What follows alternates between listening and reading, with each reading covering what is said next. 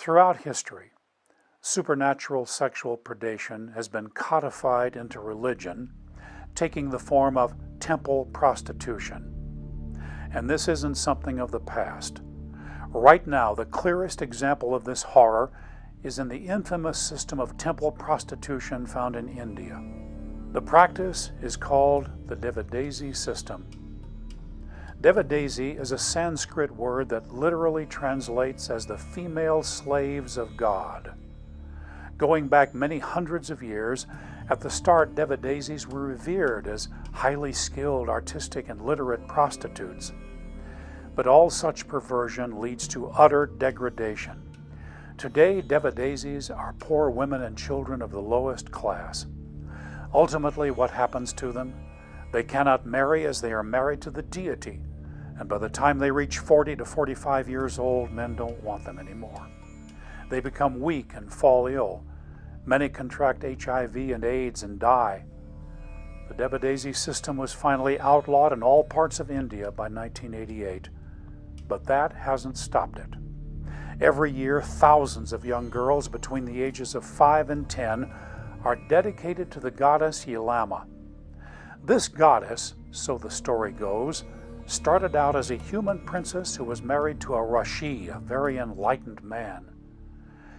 She became a goddess after her son beheaded her at the order of her enraged and jealous husband, the young man's father. All she had done was think a single lustful thought and begged for his forgiveness. This enlightened Rishi murdered several of their other uncooperative children who refused to kill their mother before he got their son to behead her with his axe. Now she is considered by all those who worship her to be Mother of the Universe. It is a story of utter female degradation that has been deified. How sickeningly evil and ironic. Yelama, known for her purity and fidelity before being murdered, is the entity to whom little girls are offered as prostitutes.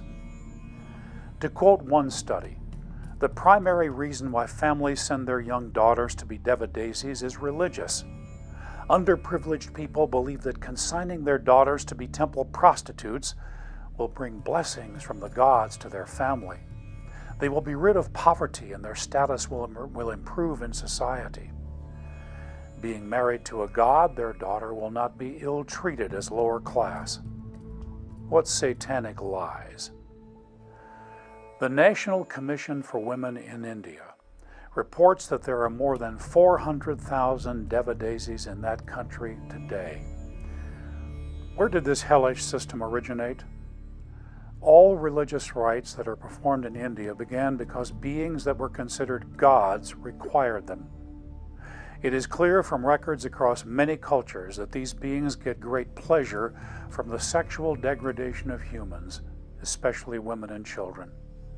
Whether they appeared as the gods of ancient paganism, the ancestors, star beings, totem animals, Burmese evil spirits called gnats, fairies, trolls, demons, supernatural hags, monstrous creatures, aliens, or in thousands of other forms, I propose that they have all been different manifestations of the same beings.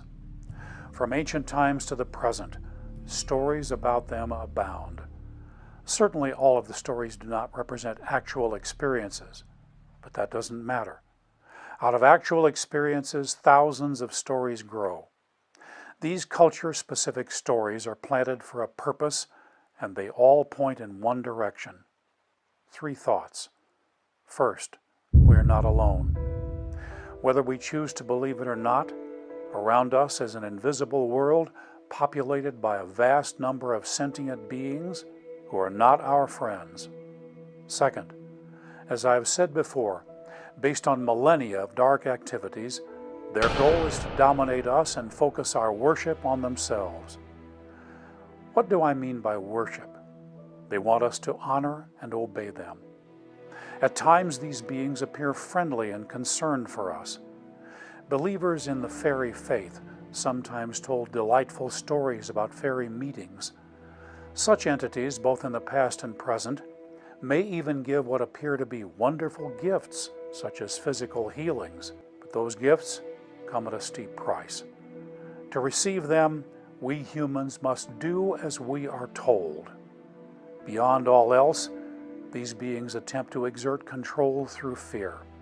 Third, none of their manifestations are random. All have a larger purpose. Along with Jacques Vallée, I believe that for thousands of years these entities have been working toward a worldwide shift in human consciousness that will give them far greater control. I believe that shift has begun. Why do they want a massive change in human consciousness? Because God is at war against them, and they know that the final confrontation is not far away. This shift will center on a great delusion that will be presented as incontrovertible fact and proven through overwhelming personal experiences.